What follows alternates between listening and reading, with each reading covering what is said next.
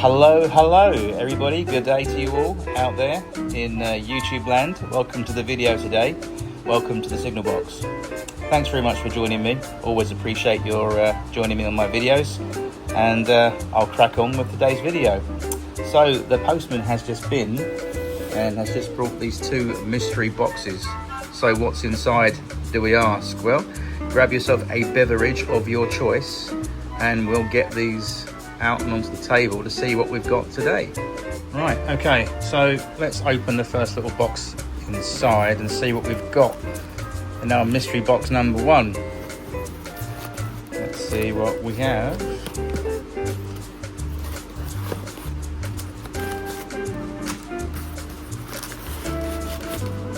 Aha! There it is. Get rid of that, get rid of that. What do we have? A red box of tricks. I'm going to stop this a minute because I can't do this with one hand. Okay, what was inside the mystery package and that little red box? Well, one of these.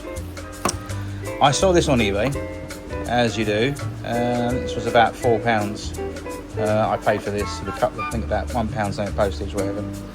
It wasn't a lot. It was certainly under £7.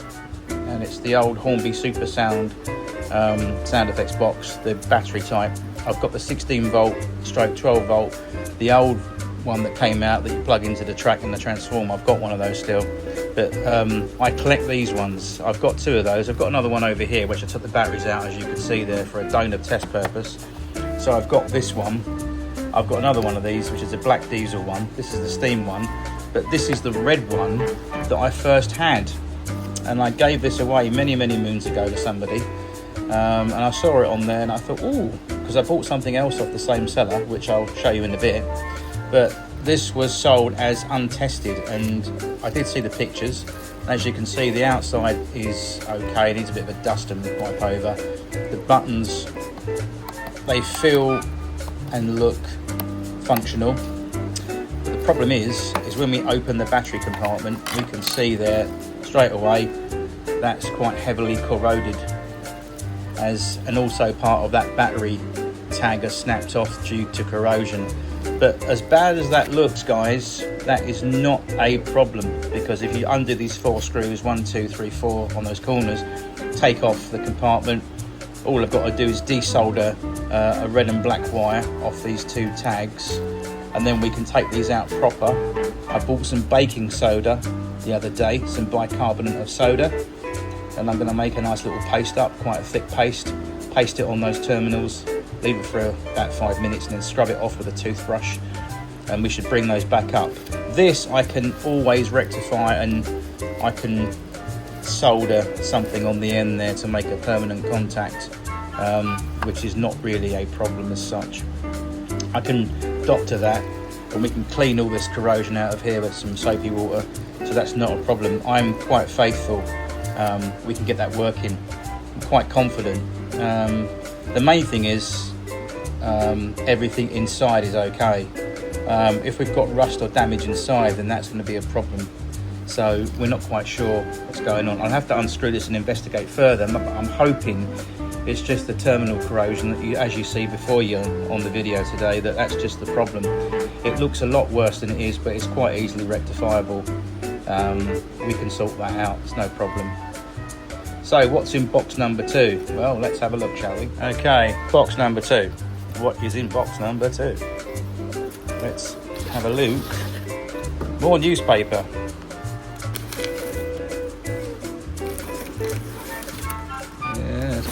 This is what we want. We carefully grab that out. Bosh that over there. What's in here? I wonder.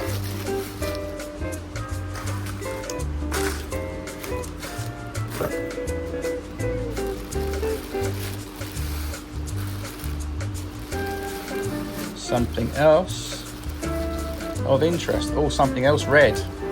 Something else red. I wonder what is in here. Again, I'm going to have to stop this momentarily because the sender has actually taped it up quite well, so I'll have to slice and dice it with the knife in a minute and get it out so we can have a look. Ah, look at that. Isn't that nice? That is a lovely little 060 open cab pannier from Hornby.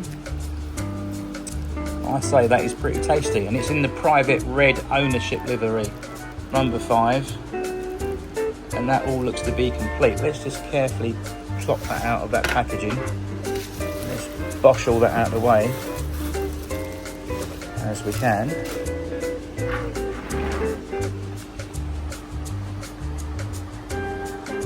Do you know what? That's not too shabby, is it? That's quite nice. I think so.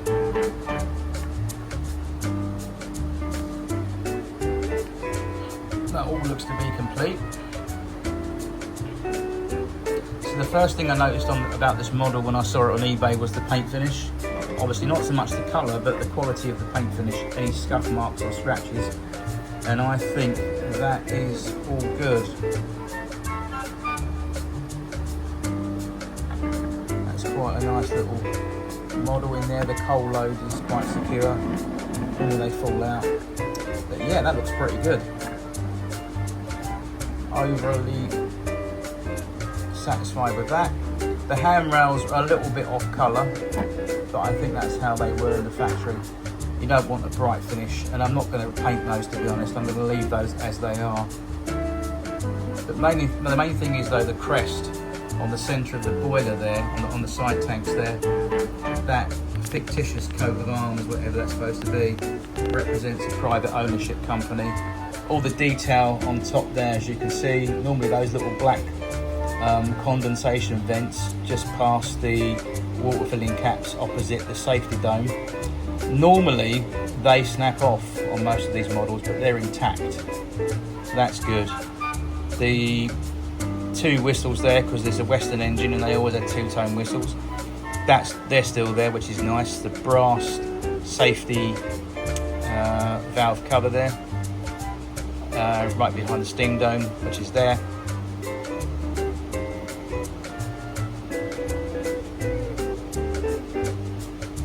Copper chimney cap still on there.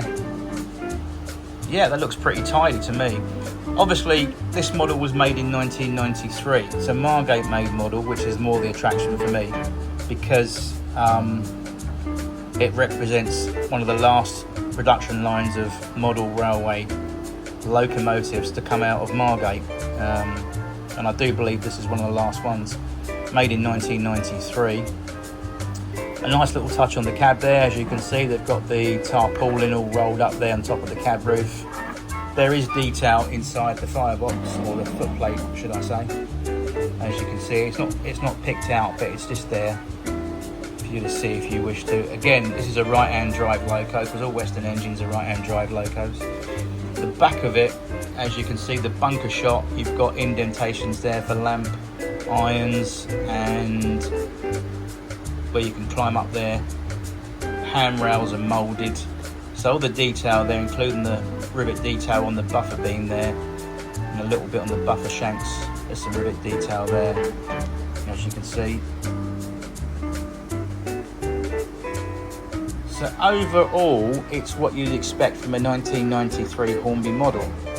Nothing overly outstanding.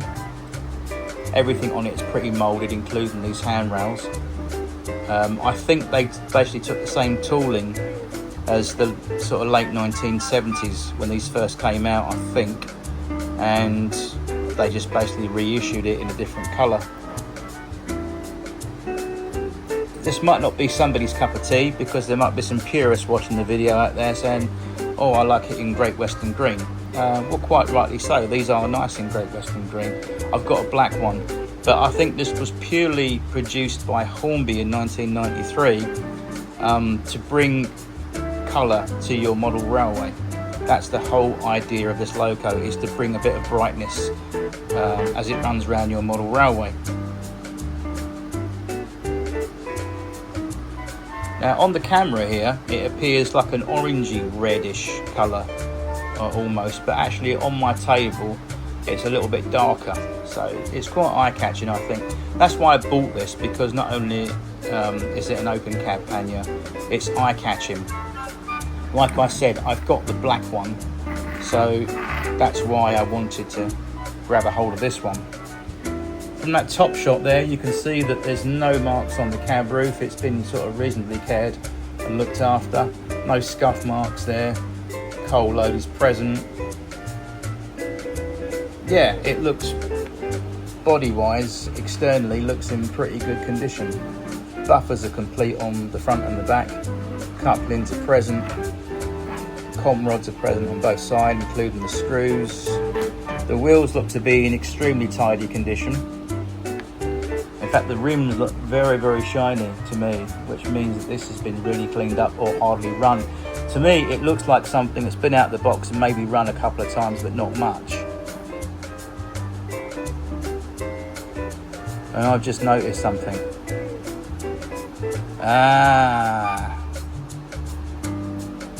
Okay, that's not really going to present a problem. I see what someone's done there. They've cut off or removed, or they've worn off the traction tyres that were normally on the centre wheel there. Can you see those grooved wheels on the middle set there that are either side of that plastic gear? The two wheels either side of the plastic gear, as you notice there is a specifically machined groove that's been cut into the wheel on the factory lathe, specifically for that purpose of retaining a traction tyre,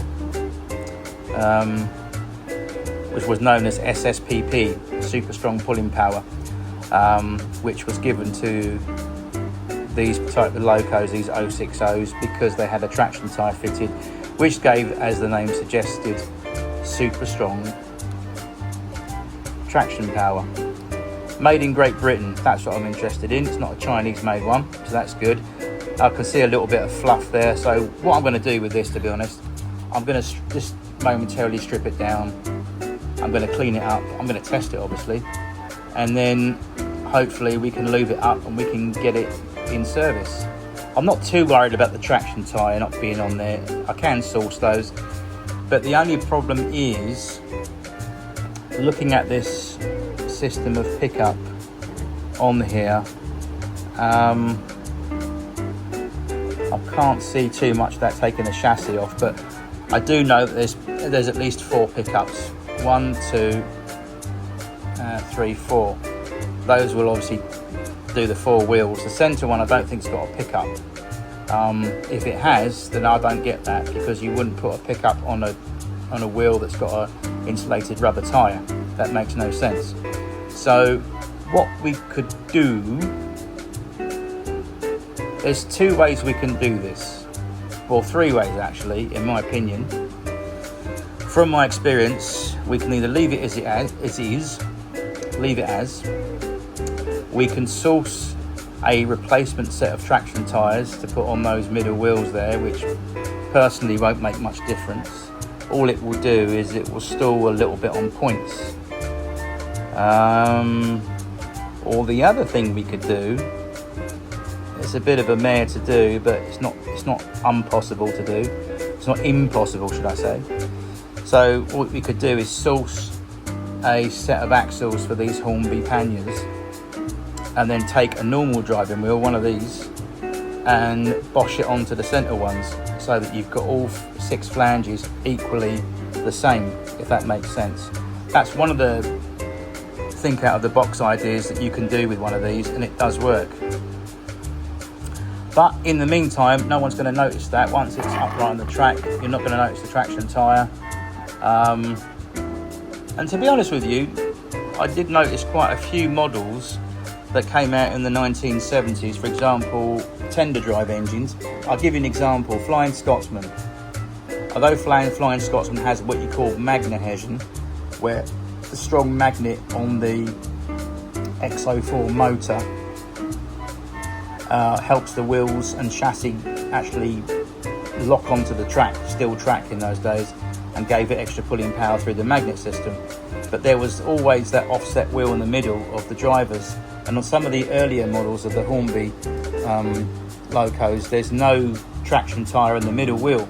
It's just a wheel that sits slightly above the rail height, and there's no tyres on it at all. So I've seen that on 1 or 2 models. Anyway, enough waffling. I think it's a cracking little model still. I'm very, very happy with that. Very pleased with that, because one I haven't got, that will go in my collection. It certainly will come out in the next running video. I'm going to take it off to Stratford Works and get it all stripped down and cleaned. Everything needs a dust over with a toothbrush and a lubrication and test, obviously. And that is my little box of arrivals today. And then we'll get that sound box looked at as well, and we'll see what we can do with that. Anyway, that's my 11-minute video update for you guys today. And I shall see you soon in the next video. See you soon. Okay, we've got a little bit of unfortunate news. I've just taken this cover off. So first of all, yeah, I'll let the video speak for itself. So when we took off the cover and we looked inside, we found this horror story. All these wires have been, they're broken off through corrosion, basically. Just through very brittle. I think this has been stored in extreme damp conditions. Someone's had this apart, because these terminals normally don't break off the soldered joints unless you unscrew the back and you go to pull everything out. I think that they were already snapped off. There's a little resistor on there, as you can see. That's completely buggered. Yeah, even if I had this particular resistor in stock, which I don't think I have, to be honest, that's a nigh on impossibility. Even if I got the replacement correct voltage for this, once you repair that, okay, but then you've got to sort out these wires here and that, and it's a bit of a mare, to be quite honest. But that's just half the story. The main reason why this thing is no good, unfortunately, is this. Look at the little PCB board. That poor thing is corroded to a buggery. Look at that. All that on there, and I've got to wash my hands after, because that's all alkaline on there and corrosion. My bicarbonate of soda wouldn't even touch that. It would, but the thing is, if you look at these little capacitors on here, particularly that one, as you can see, see, look, it's falling off even when I'm just picking it up. This thing has not been loved. Sadly, it's been stored in a very wet or a very damp place, and damp has got into that and just completely ruined that. And even if we cleaned all this up, we don't know internally if these capacitors or these diodes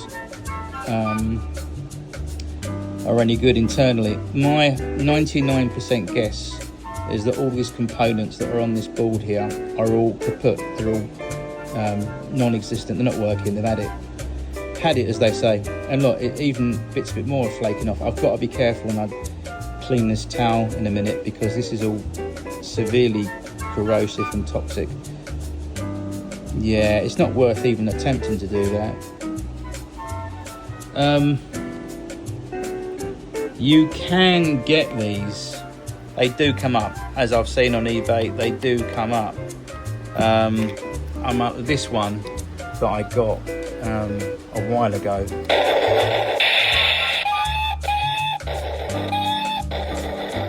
That one's in tip-top condition.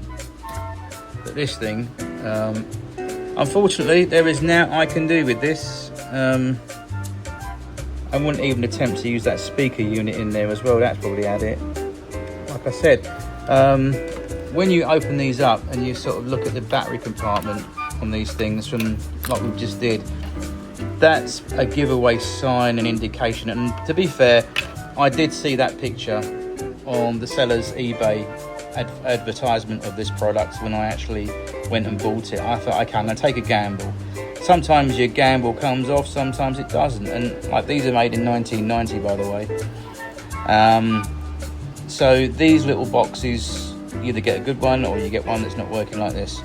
So there isn't much I can do with this. And even if I clean these terminals up and did something with them, that is the main Achilles heel to sort out, and that you probably could get a replacement of such, but I doubt it. This is an obsolete item, obviously, and it doesn't warrant the amount of investment spent on it. So if I was to order a new one of these, if I could source one, or I could source a new speaker, new electronics for inside here, it like maybe 2 or 3 times the amount what I paid for this, so there's no return investment on it. So basically that is that. Basically that's all it deserves, is a raspberry, because unfortunately it's just what it is, and it isn't my fault, because I bought it knowing that it could not work, and the seller did stipulate in black and white letters, untested, and he did show me a picture of this.